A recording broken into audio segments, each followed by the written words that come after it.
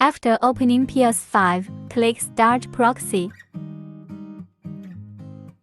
Select an IP and right-click to select the port. Click the port forwarding list below. Copy down. Go back and click the Setting button on the right. Click to open your computer proxy settings. Paste what you just copied. Then enter the URL of the query IP.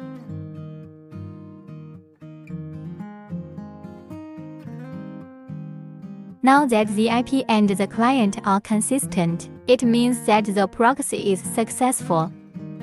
Click Program. Add the Opera browser into it. Click to go to Agent List. Click to Start Proxy.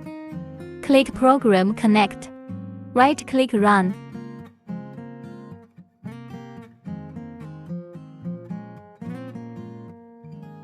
The current IP is consistent with the client, and the proxy is successful.